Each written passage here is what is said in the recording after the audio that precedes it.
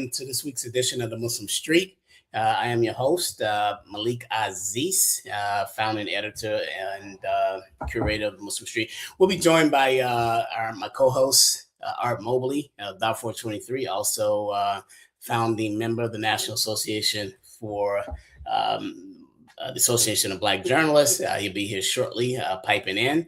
We got a great show today that we're going to be discussing the Obama Museum that sits on the south side of Chicago to a large fanfare. It was opened on June 19th with every Black celebrity that we saw walking through the doors at his White House for 8 years. So we're going to talk a little bit about the Obama administration, particularly Barack Obama, during his 8 years in office and how he negatively impacted the African continent, how he negatively impacted what we term and we're working on as a huge project that was protracted over decades and led by, as of late, by Muammar el-Gaddafi of the al-Jamahiriya in Libya, which, of course, he was assassinated during the Obama administration. We're going to touch on how the Barack Obama administration and literally how the new museum that sits on the south side of Chicago is a monument to the destruction of the United States of Africa. Again, you can find us across all social media. www.themuslimstreet.com is our main website. Please go there and subscribe. In addition to that, you can find us on Facebook, and please like and share our Facebook page. We have about 4,000 or 5,000 members. However, we were on Twitter and we got suspended on Twitter because of a anti-Israel voice, which happens to be a white woman whose platform is the Young Turks, TYT, the Young Turks. Her name is Anna Kasparian. She's been a critical and a refreshing voice from the white left, screaming about the genocide for her people to hear as it relates to the commentation by and the execution of that genocide carried out by the Zionist regime. I simply retweeted one of her posts, and for that I got suspended. The Muslim Street was suspended across Twitter. However, you can still find Anna Kasparian, whose post that I retweeted. The Muslim Street retweeted. You still can find her on the platform with no problem. So, whatever. We didn't need their platforms anyway. The only way that we're going to get our message out unabridged is that we create our own platforms and create our own voices. We had our own platforms and our own voices before any of this social media stuff burst on the scene in 2008, 9, 10, whenever it did. And we were able to organize all across the world. So social media, I'm really not even sure that social media is what it's made up to be. You think that you have access to these thousands of people who are on your platforms, and then you send out a post and only 2 or 3 people are even exposed to that post. I mean, what kind of game that they play, So it's a ruse. It's an illusion. The real organizing is going to be done as it always has been done. Great book on organizing by Dr. Obatushaka, who was a professor emeritus at San Francisco State University, also a leading figure in the development of the National Black United Front while it was under the leadership of Dr. Conrad Worrell, who passed away in 2019 or 1920, I think, 2020. In addition to that, he also authored what I think is the seminal work on the political legacy of Malcolm X, called The Political Legacy of Malcolm X.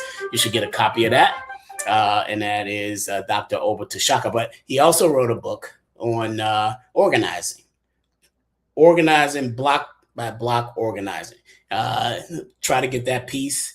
if we really want to know how organizing used to work and why that type of organizing, as we build up any kind of serious front to white supremacy, is that type of organizing that we're going to have to get back to. It's no question about it. You can go on social media all you want and get hundreds of thousands of followers because the Zionist platforms will allow you to do that. Then you have to ask yourself the question, why are they allowing you to do that? What are you not saying? So they don't mind the little fussing and, the little BS from Dr. Omar or the Rizza Islams and all this stuff. They know that you're not organizing against white supremacy. They know that you on BS, right? And that you're not serious. Because if you were serious, then they would platform you. It just works that way. It's really easy. Deroba bin Wahad, one of the leading, a Muslim, one of the leading voices that we have left in the African liberation struggle. He was a member of what we know in the early 70s as the Panther 21, who were illegally set up by the vestiges of the counterintelligence program of the FBI, also known as COINTELPRO, and sent away to prison for 18, 19 years illegally. Taking a large part of his youth. He's been part of the Muslim street. He sent me a message earlier, and the reason I want to bring up Deroba, and he said in preface that Africans, meaning blacks in America, are not ready or getting ready for prime time white supremacy. You thought it was here with that Donald Trump stuff? Nah. You thought it was here 20, 30 years ago with that Randy Weaver stuff and the militias? Nah. No. Reason number one, that we have to get back to grassroots organizing. And the social media stuff where everybody wants to be, have their own little TV show. You want to be Arsenio Hall and it's not going to work. We have to organize on the ground if we are going to affect the masses of Black people, the real grassroots. I'm talking about Ray now. All right. They're not on social media. The people that we need to affect, we have to touch. The people that we need to touch, we have to knock on their door. Right. The people that we need to touch, we have to be in touch with what the people want. How do you know what the people want? And you're on Facebook, making posts all day and think that, and all you're doing it for is to see how many people hit the like button. That's where your feelings are. Anyway, enough about that. We're produced out of Ghana, Accra, Ghana, in fact, by the Lance Scurv Show. You can find him at lancescurv.com and, of course, across YouTube at Lance Scurv. And Lance knows a little bit about being shadow banned. He used to have hundreds of thousands of followers just a few years ago on his platform, and then something went down, right? And we'll have Lance on to talk a little bit about what went down that caused him to be banned, shadow banned, and scaled back.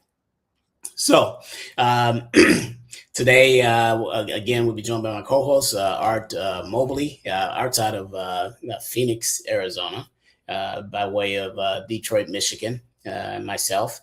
If you want to know where I am, I'm somewhere in Florida. But in addition to that, I'm originally from Chicago. And I would tell you that Chicago, when I was coming up in Chicago, was one of those serious groundswells for the African liberation struggle. There was debate, rigorous debate going on a consistent basis, week in and week out, on college campuses all across the city. There were scholars who came up during the cultural nationalist movement in the late 60s, early 70s, who had tenure on or seeking tenure on college campuses. So it wasn't out of the ordinary for you to have a revolutionary literally teaching your history class. Okay. teaching your sociology or racism class in the person of Dr. Iva Carruthers. Go look her up, right? So people like I mentioned Dr. Conrad Worrell on my campus, Dr. Anderson Thompson, African Community of Chicago on my campus, Dr. William Speller on my campus, Dr. Bernard Powers, one of the leading Black historians as relates to Black American history, meaning in the context of the last 400 years in this country. One of my professors, and I would tell you that it was during a period where you had to come to class prepared to not only engage your peers but also engage the professors in debate, right? So we have to get back to that. The Puerto Rican nationalist and revolutionary movement, FALN, was housed on my campus. Dr. Jose Lopez, go look him up. One of the leading voices around the Puerto Rican liberation struggle. Oh, and you thought the Puerto Ricans in this country, New York and Chicago, which have the largest populations of Puerto Ricans, you thought that they were going to settle for the colonization of their land by the United States? No. There's literally a whole movement that was put down in the 1970s, the FALN, by the same organization and state-sponsored entity that put down the Black Panthers, the same that put down the Black Liberation Army, the BLA that we talked about with Assata Shakur and Sundiata Kohli and Jalil Muta King and Robin Wahat. Those were our soldiers that they sent to jail, right?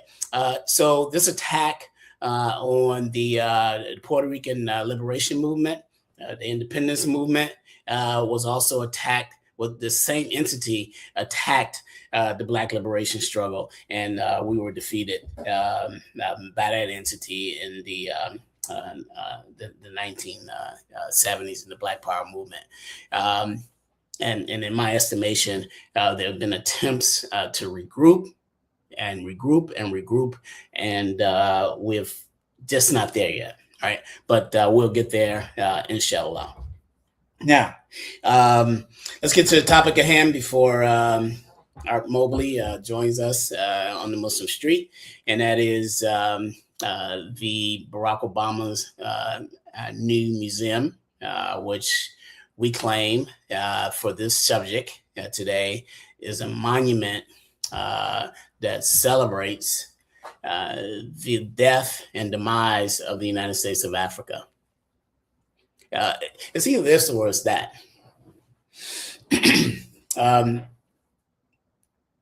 Did Barack Obama's 8 years in office serve the independence of African people here and throughout the world? You know what the answer is. I don't need to tell you that. You can figure that out, right?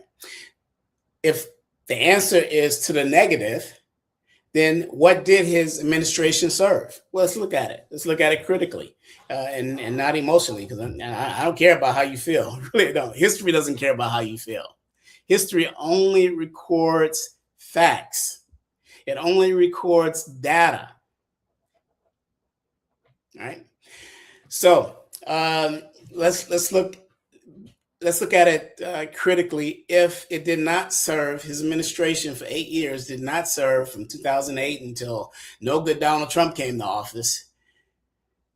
If it did not serve African people in the United States and the African diaspora, who did it serve? And what the hell was going on? Well, it served the white power structure. That's what he was in office for, as a continuation of the white power pendulum. And that did not shift, not one bit during 8 years, right? So his policies were the policies that were an extension of the George Bush administration 8 years before him. It was an extension of the 8 years of the Clinton administration before him. Their policies are protracted. Their policy toward Israel didn't change. Therefore, their policies toward the liberation of Palestinians did not change. Right? See how that works? If George Bush, as an extension of the Clinton administration, began to expand the military occupation of the African continent under the theme AFRICOM, then that baton in 2008 was handed over, in 2009 was handed over to Barack Obama. And the question that you should be asking is not how pretty that museum looks on the south side of Chicago, but the question that you should be asking is, did his administration aid and abet the African diaspora? Did it expand George's, in an aggressive way, George Bush's initiative of AFRICOM and the military occupation of the African continent in order to control its resources moving forward for who? The white supremacist, white power construct. This is the way this works. Either you're fighting for us or you're fighting for them. There's no in between. So, and we want to welcome Art Mobley to the show. Art, I've done quite an introduction on yourself. I set up the topic, and you can kind of jump in as you feel me. I've known you long enough where, if I was playing shortstop, put your best athlete at shortstop, by the way. There's no question about that. If I'm playing shortstop, then you playing second base. I don't need to tell you the ground ball comes to me, that we need to turn a double play, and you know where to run. You're going to run right over second base, and we're going to turn that into a century ball. So that's the way that works. So I used to play second base. See there? Look at that. Man. How did you know? I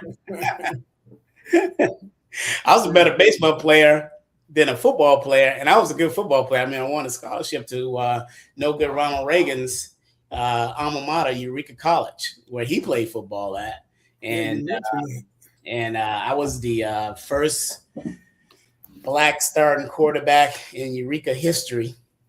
I started as a freshman, and I know.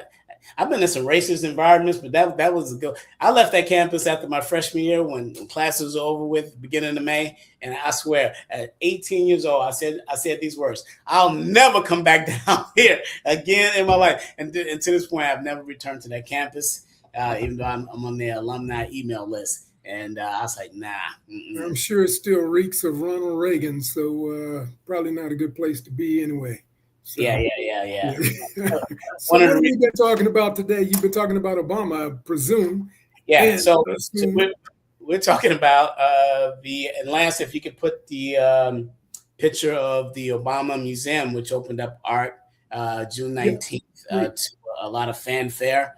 All the celebrities were there, all the singers, all the athletes, all the entertainers, the talk show hosts. The black petty bourgeoisie was well represented. That is a strange looking building. But, yeah. And it sits on an elevator shaft without the rest of the building built around it. Yeah. But, yeah. And just for the people to know, I'm from Chicago, so I can kind of set this scene up. And Lance, if you can put that other picture. No, leave that one up, because behind there, you see these tall buildings. Yeah. Now, if that museum was built 20 years ago, it would be surrounded by projects. One of the largest projects in the country set there. It was called Stateway Gardens. Oh, okay. That's where Stateway Gardens was. Somewhere around 50, 60,000 black people. The place was so... still got that prison feel in the area, I guess. It was a prison. It literally was a prison, because if you walk inside of a prison, you got the high rise where the dormitories where the prisoners are, and then outside you have gates, right? Yeah. Literally like gates, and this is the way that place was set up. On the bottom of it, to further my argument that this was a prison, and I said 50,000 black people. Go check the numbers on that. I'm not lying to you. They literally had a office for the Chicago Police Department inside of Stateway Gardens at the bottom, and they wouldn't So Wow. so it literally was a prison. Wow. And I can remember, just to anecdotally make a point, in 1985, I think it was uh, beginning of the summer of 1985, there was a gang war going on inside of Stateway Gardens between the quads. So you can Mm-hmm. imagine, you got 50, the kids couldn't even go out and play. Okay. Luckily, school was out because they wouldn't even been able to go to school because Yeah. you got a sniper going back and forth. So here's what happened. One Saturday morning in June, where on the south side of Chicago, the Fruit of Islam, then headed nationally by Dr. Khalid Muhammad. Go look him up. That's that good-looking bald head brother that didn't take no stuff. He was a true revolutionary who understood the points I was making earlier in the discussion, Art, about how we're going to have to get back to block organizing, all right, in order to be effective. Right. It's a So progression. exactly. So what Dr. Khalid Muhammad did, he took nearly 300 members of the Fruit of Islam down to the Stateway Gardens in the midst of this gang sniping warfare at 7 o'clock on a Saturday morning. He was strategic about it because he knew the Negroes wasn't up, right? And he literally took them down there in the middle of that quad where the gang war was going on. And Oh yeah. he took his men through a dismounted drill. And by the time they were finished with the dismounted drill, 20 minutes later, the entire quad and those gates that were surrounding that apartment, all of the mothers and all of the kids, all of the aunties and the uncles and the granddaddies, all of them came out. Thousands, right? And then he ordered his men to go and knock on each and every one of those doors and introduce yourself. They left there, the Fruit of Islam and Dr. Khalid Muhammad, literally with 30 to 50 new recruits. That's block by block organizing, where you're changing the dynamics of a situation. And then later he followed up with a week or two later, he followed up with a what he called a men's meeting, where he had all of the major street. Yeah. With all of these, Let me finish. He had all of the major street organizations on the South Side, and an all-day Saturday meeting. The El Rukins, the Gangster Disciples, the Vice Lords, etc., the Mickey Cobras, all of them for a whole day, organizing a truce that would be able to be held together for the rest of that summer. So go ahead, Art.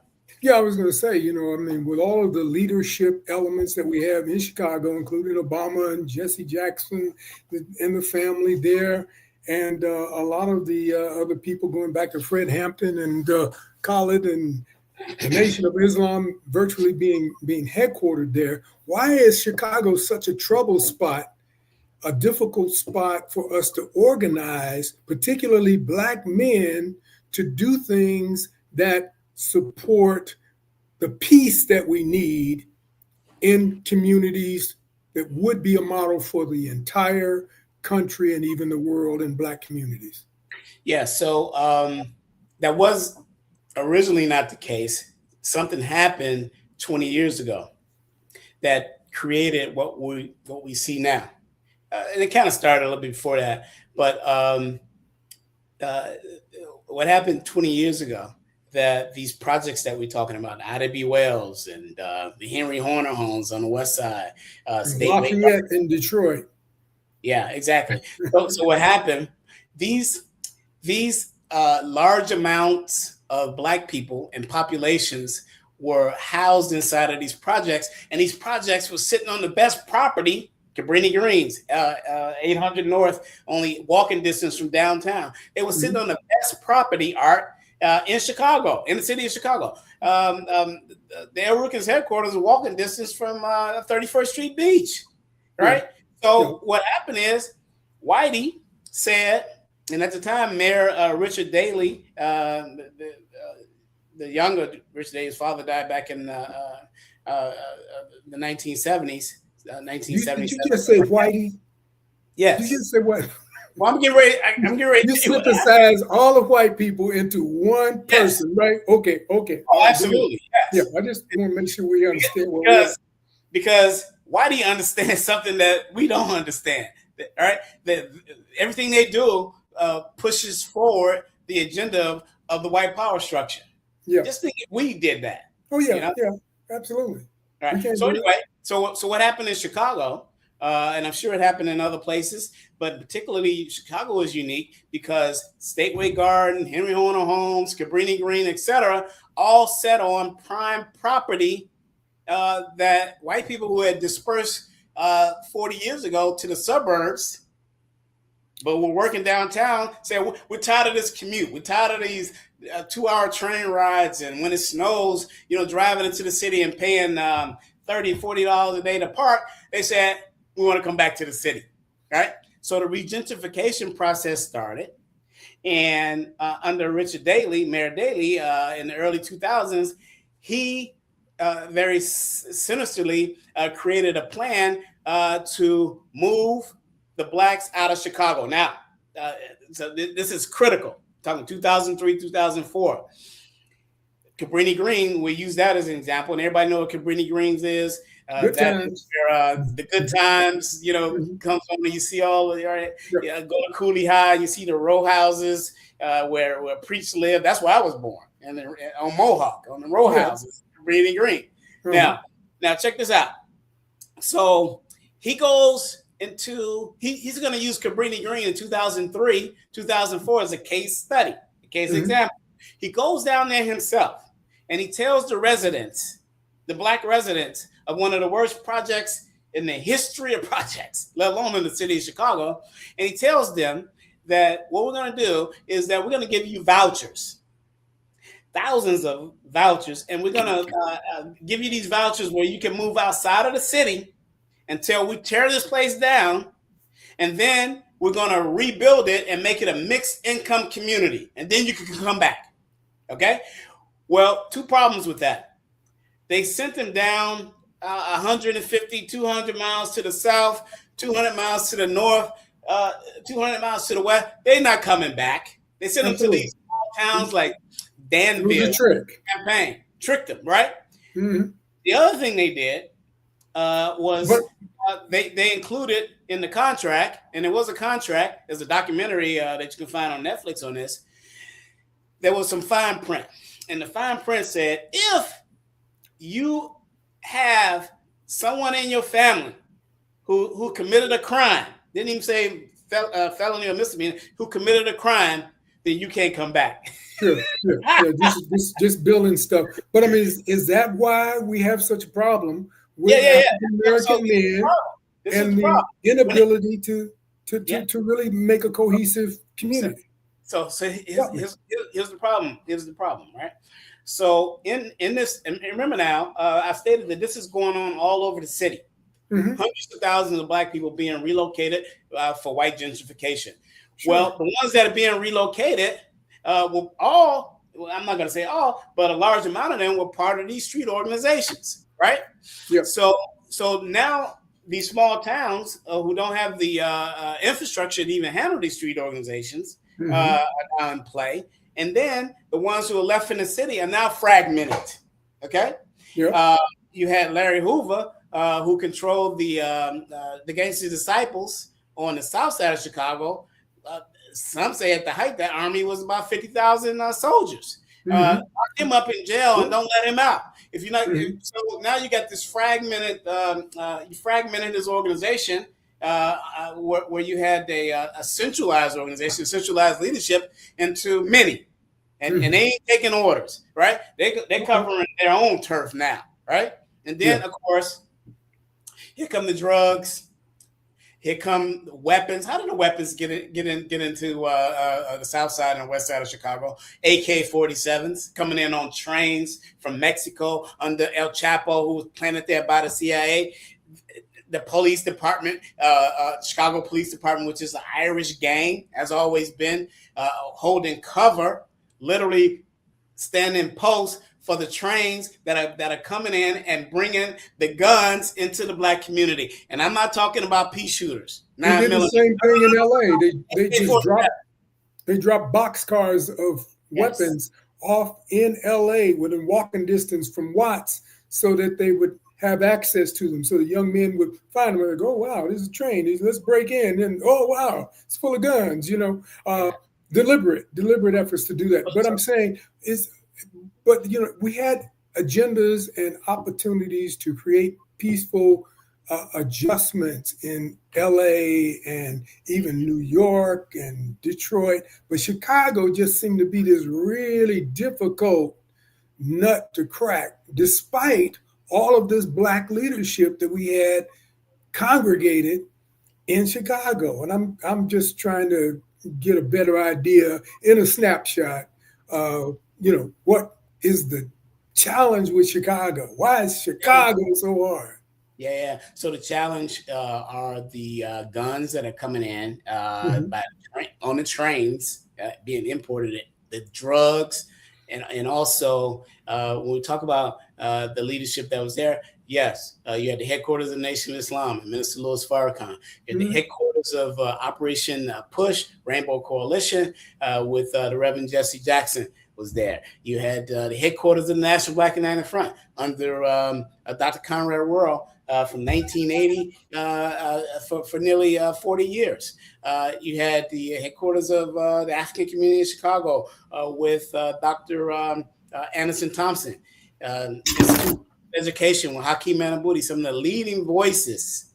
What we, and I'm going to say this as a problem, in Chicago, there is a over plethora of churches in the Black community. But the churches, with the exception of some of the large ones, they're not doing any organizing on the street. They're there for the Black petty bourgeoisie. And that's a universal problem in Black communities all across the country. We got a lot of churches, and Chicago took it a whole nother level. And I give you a real prime example on Racine, which is a two-way street, one going north, the other going south, one lane going north and south. 87th Street to 71st Street. That's 16 blocks, right? Now, normally you would say on that one street, and it's not even a highway, it's just a two-lane street. Normally you say, 16 blocks, maybe you should have 7, maybe 8 churches, okay? Black folks kind of overdo it. You want to know how many churches, and I counted them personally? There were over 60 churches on 16 blocks. On some of the blocks, there was a church next to a church next to a church, and then a liquor store anchoring the block. Across the street, 3 more churches. All kind of churches. All kind of churches, man. Those are businesses. They're businesses, and people who run those churches are running businesses. That's business. Sometimes that's the only business people have in our community. Yeah. So, but I'm saying I've got a block that was in my neighborhood, 3 corners, 3 churches on 4 corners. We had 3 churches. So I understand that the whole problem, but I'm still trying to get at why Chicago has such a problem of bringing, like you cannot seem to put a dent in the shootings and the killings that go on in Chicago, in the neighborhoods, week in and week out. You can't put a dent in it. You can't slow it down. Well, here's where propaganda and lies move forward. The truth of the matter is, and I've done the study and I've done the research on this. Decade over decade, and I'll skip a decade over decade. If we look at the homicide numbers, and as I prepare for my next book that's coming out called the 1970s, the last safe place in Black America, in my research, Art, in 1973, there were nearly 1,200 homicides in Chicago. Skip a decade to 1993, we had the crack has now entered Chicago. It was kept out during the early and mid parts of the 1980s because the heroin trade.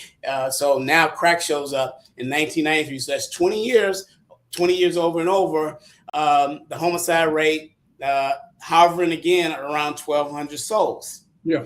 Now, here's what's critical. In 2003, 10 years later, we then see this the number kind of staying the same, but then something happens. It plateau. Okay. 10 years later, 2013, anybody can go check the numbers on this. Mm-hmm. We see that number around 500 to 600. Now, one way to look at that is that it dropped. It dropped. Okay. But the propaganda was, oh, here come Spike Lee calling Chicago Chirac as he does his little Netflix stuff. And then, you got the Wire out in Baltimore. They got their version in Chicago called The Shot. And they get bang, bang, bang, bang, bang, bang, bang. I mean, this propaganda. So a friend of mine that I work with down, he said, man, I saw The Shot last night, man. Did you see it? Is it a real depiction of Chicago? I said, no, it's not. It's horse shit. Well, I was just there 2 years ago. And, I've been working on a couple of businesses there in Chicago, and it just seems like it is a really difficult challenge. And again, one of our listeners and callers just said that the young people in Chicago are very individualistic. They're very strong. They're warriors, and they don't want to hear the nonsense that older people are discussing. Don't want to be oppressed. They want to earn their own money. Okay, so that I'm sure that's part of the obstinance is part of something going on, but I'm just trying to get at the question. Well, when he said Chicago, when he said they're warriors, I can agree with that. The rest of the stuff he's saying, I know what he's talking about. But go ahead. Okay. Yeah. Well, I'm born and bred in Chicago. Right? Yeah, I know you were. And, right. Again, that's why I'm asking you. I think if anybody knows, you got a better handle on it than most.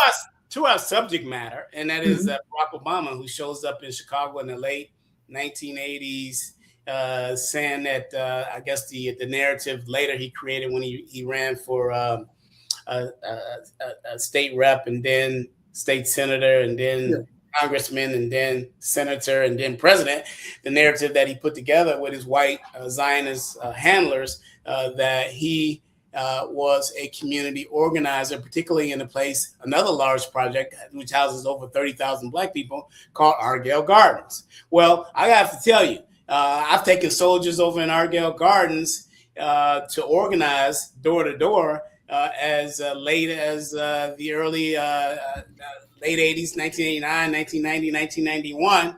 And to be perfectly honest with you, we had to be out of there before the sun set.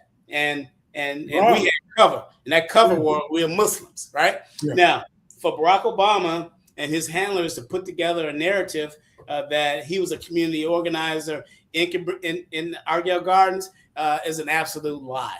Okay? What do you mean a community organizer? First of all, what are you talking about? Well, nobody took that serious anyway. I mean, like real live killers. And I've been in situations where, here's a story for you.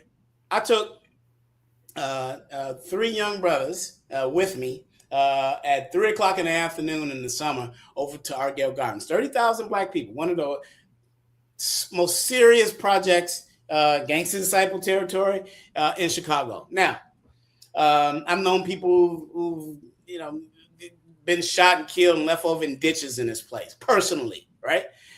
Now, we're over there door to door organizing. And we happened, Art, to turn down one of those streets where you got 20 brothers sitting on the back of a car with the trunk open, and we can't turn around.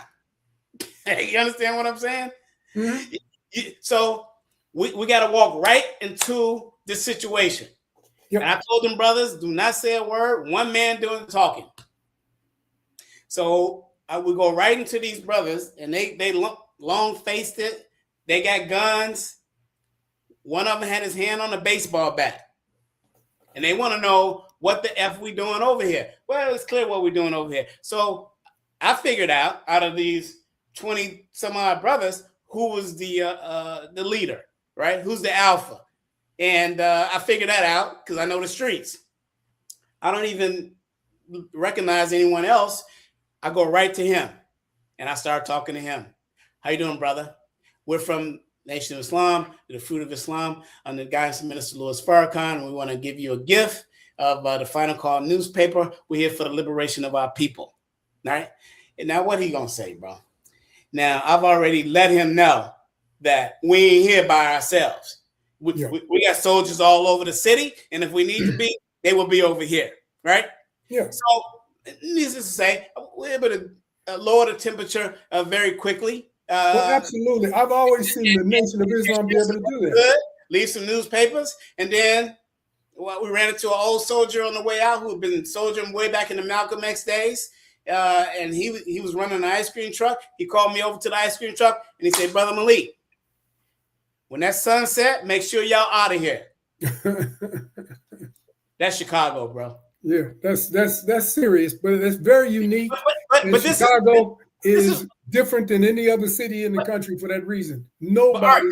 Where Barack Obama said he was a community organizer. Well, we knew that was BS. How you gonna look at Barack Obama? He ain't no community organizing nowhere where there's meaningful Black people doing what they do. Come on, man. I just described to you and the listening audience a real live situation that could have went left. Yeah. And you think Barack Obama is going to show up in the late 1980s? He don't even know this. Right. And we wouldn't know no government salary.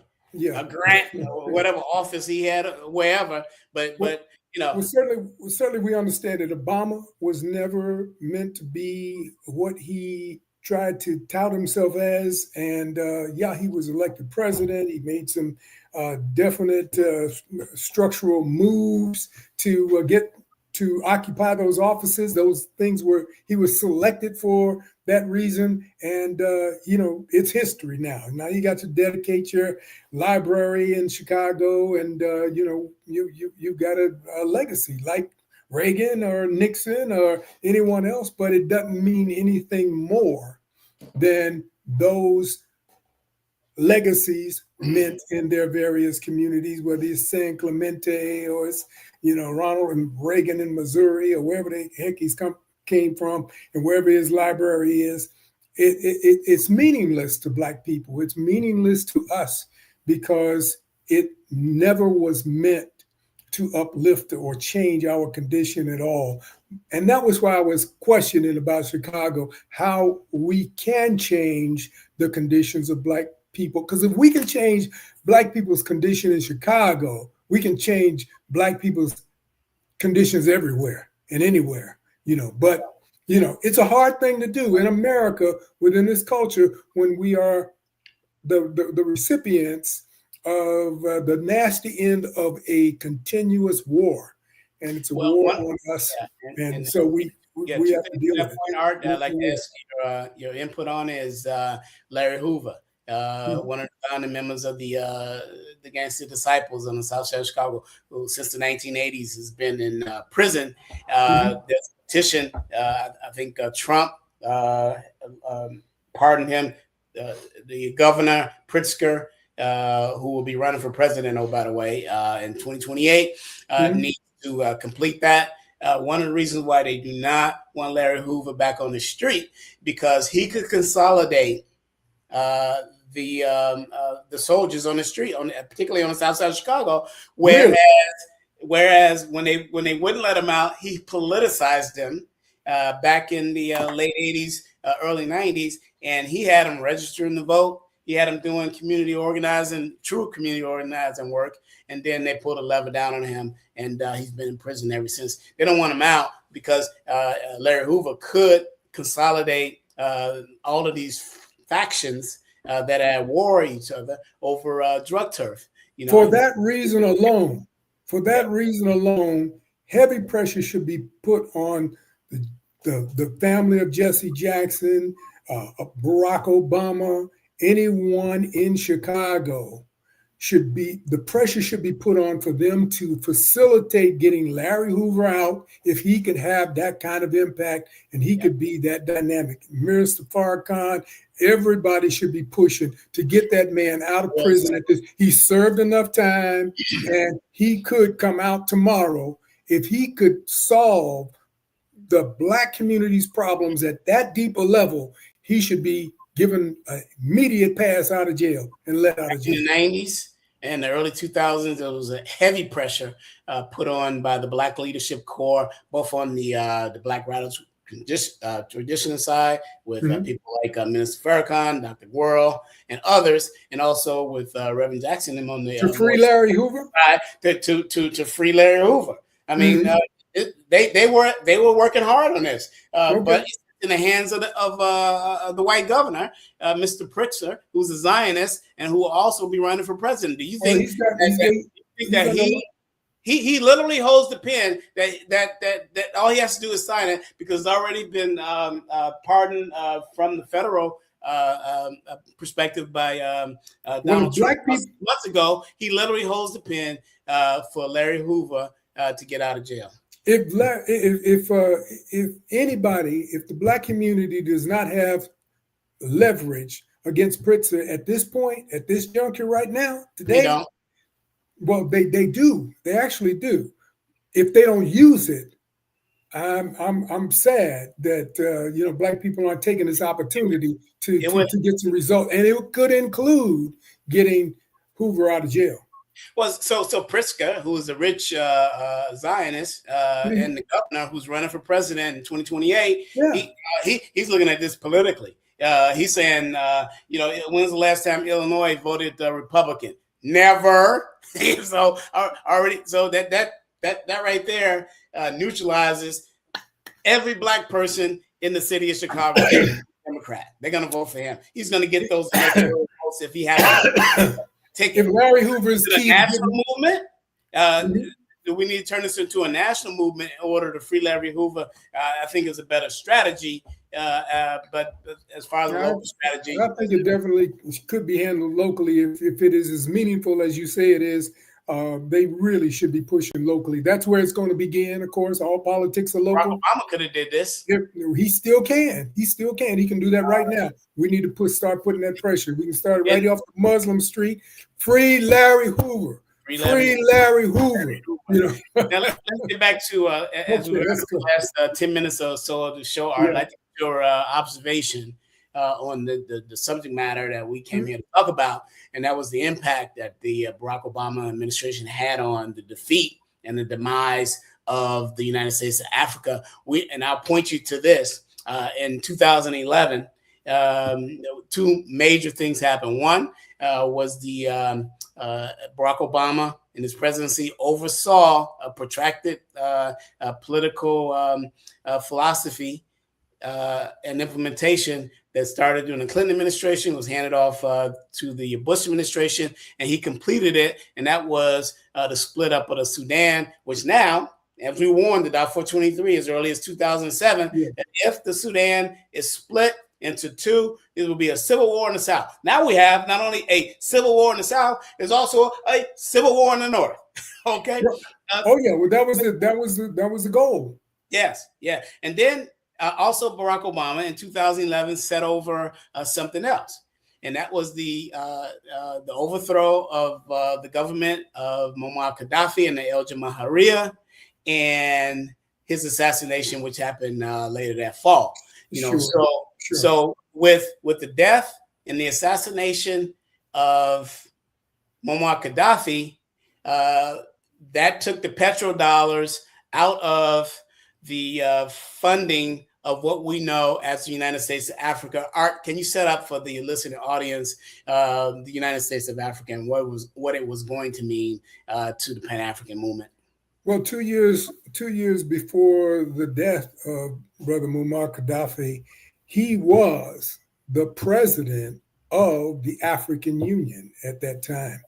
Mandela, Mugabe, and Gaddafi got together and they came up with an idea and a plan to start an African dollar. Gaddafi's dream was also to move that into facilitation by creating it as a petrodollar as well. It was called the African dinar. It was going to be financed with South African and Zimbabwean gold and the oil from Benghazi there in Libya. If the Europeans, the Italians, the French, the British wanted to continue to purchase oil from Libya, they were going to be required to do so with and through the African dinar. So these coins were in development at the time Libya was ransacked. That is why Libya was attacked. Yes, it was certainly a mission that was carried out by Barack Obama, but the real strings behind that whole move was a Zionization of the whole process that was facilitated primarily from the Zionist movement in both Israel and in Washington. So that's good. Art, you hit on it. You closed on you landed this whole topic on a very excellent point that I want your observation on again, a deeper observation. The Black liberation struggle, the African liberation struggle in the United States was made aware through the Balfour 23 in 2007 on a return from a massive fact-finding mission that lasted over 3 weeks of what you just said. About the Zionization. It was clear that His Excellency Omar Hassan al-Bashir and the Sudanese government, which was controlled out of Khartoum in the north, right on the banks of the Nile River, Black folks, were subjects of a large and extensive Zionist propaganda campaign coming from the West. And the African liberation struggle and its leadership rejected the Balfour 23's analysis that you just gave. And we now know that this is very easy now. I mean, it's been in black and white. White power structure even came out earlier. Some of their thinkers on the white left and said the same thing that you said, that it was clear that Sudan did not like Israel. They couldn't even, an Israeli citizen couldn't even get a visa to come into Israel. Into the Sudan in 2007. Okay, so so your point and landing it there. My question to you is, why was it so widely rejected by the Black liberation struggle here? Why? And I got names. I mean, I can call them out. Yeah, well, the Zionization, and that's a word that probably don't exist except for in my definition that I just came up with a couple of weeks ago. To me, it's the process of becoming systematically more brutal through institutional national systems of control and punishment. That's what I call Zionization. That is a effort that is spreading around the world, out of Gaza and in other places.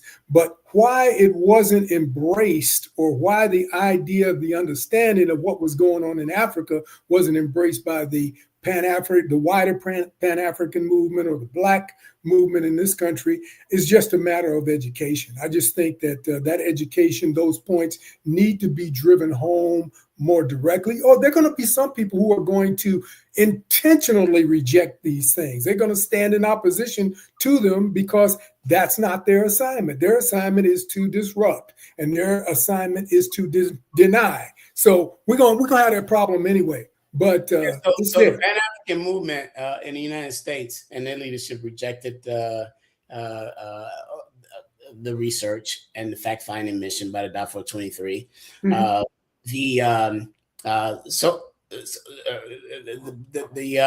The Black petty bourgeoisie were buying into the Western propaganda, which I didn't expect that the Black liberation struggle would do that. But the propaganda theme pushed by the Zionist media and Western propaganda was that Arabs in Sudan were killing Black Africans and genociding them to the tune of 400,000 in Darfur. All lies, right? Personally, was there for 3 weeks doing the whole thing. Now, here's the point I want to make about the propaganda. And you listen to the Muslim Street. You can find us again at www.themuslimstreet.com. Go there and like and subscribe. Now, here's my question, Art, as we land this last 5 minutes of the show today, and that is Susan Rice, who was ambassador to the UN under the Obama administration when this went down, literally went on national TV. Susan Rice, a Black woman, and she said that Muammar Gaddafi don't like Black people. Yeah, exactly. And so, in the meantime, Muammar Gaddafi was inviting Black people back into the Sahara Desert in droves to be not only a part of the culture that they were pushed out of by Arabs and those people who were coming from Europe trying to make the Mediterranean and the whole northern coast of Africa their extension of what they were doing out of Europe, and trying to whitenize as much of the northern part of Africa as possible. But Rice was talking about Black people in America. Yeah. That Gaddafi didn't like Black people. And they were literally like putting this garbage out under Obama's administration, who 2 years prior at the UN and in New York has shook hands with Muammar Gaddafi. Literally, Muammar Gaddafi, being again from Chicago, in 1972, gave a multi-million-dollar interest-free loan to the Honorable Elijah Muhammad to build what is now the largest mosque on the south side of Chicago. Make that make sense. Black people, stop buying this old BS that people tell us. Well, just because people say it don't mean we're going to accept it, and don't mean we're listening to it, but they can't stop her from saying it. That's the policy. This is the thing that they want to do. They want to divide and conquer, and they'll do that all day long, and they'll continue to do that. So we just need to. If I saw Susan Rice, I once said to myself during that time period, about 2011, if I saw Susan Rice in aisle 4 at the grocery store, and I'm pushing my basket, and I see her before she sees me, bro, I ain't coming down that aisle. These people are assassins, which is the term and label that Minister Farrakhan gave to Barack Obama after he ordered the hit on Muammar Gaddafi, and literally as a result ended the United States of Africa. Well, I thought that was more of a Hillary Clinton and a Bibi Netanyahu move than it was for Obama. I give him the benefit of the doubt. He's a president. Soldier. He's a foot soldier. He was the president, bro. He's a pawn. He's still a pawn. He's still a pawn, and there's nothing that he could do other than to pay lip service to it, but he couldn't do anything tangibly about it. That cake was baked, brother, when he got to the office. I'm not giving him a pass. Don't get me wrong. Just you still have the power of and your ability to defy what's going on and say, no, I'm not going to do that. You might end up like the last president who thought he was president, Kennedy, and that comes with the office. Like Minister Farrakhan said, these people are assassins, and that's what they do best, is to kill. So we just need to understand that and act accordingly. So as we make our movement, we regenerate our movement to liberate ourselves in this country and liberate Africa and to move in that direction. Just understand we need to protect our flanks, our backs, and we need to certainly build in the processes so that these things don't happen. We don't lose the Larry Hoovers and the Malik Azizes and the people that we need in order to get to where we want to go the quickest. It's the quickest way to one straight line. That's it, point to point. And we're down to the last 30 seconds as Lance brings in the music. Have you seen Barack Obama lately? I mean, he looks old, bro. Do you know he's younger than I am? Hey, all presidents age, but I mean, he's been out of office for a while. Yeah, I know he's younger than you. Yeah. He's do a facial or something. Hey, man. I don't know. You know what? If you're worried about your kids and your wife, and you're worried about people bothering him, he got more death threats than every other president that's ever held that office combined. Barack Obama had more death threats than his all net worth presidents combined. in excess of $80 million. His net worth is in excess of $80 million. Well, that's paltry compared to some of the other presidents. So, no. Biden around 50. The Clintons, because they ripped off Haiti, they're somewhere around 200 million. Yeah, well, most of them have upwards of that. Look at Donald Trump. He's at $9 billion when he came in office and counting. So it is every senator, every representative is a millionaire. Trump done ripped off the American people to the tune of the next, 10 generations. He's such a kids. His kids are still stealing. They stopped stealing since they got in the building. They probably picking up cans and taking cups and everything. Stuffing them in the bag. When he met him, he was broke. He worth $2 billion. I'm gonna rob y'all blind. Okay, man. Well, listen, I know. You listen to the Muslim Street. We'll see you next week. Again, www.muslimstreet.com. I am Malik Aziz with my co-host Art Mobley. Thanks, Art, for joining us here for another engaging hour. Happy Father's Day to those celebrating such things. Happy Father's Day to everybody, and mashallah. We'll see you next week. I'm like. Thank you,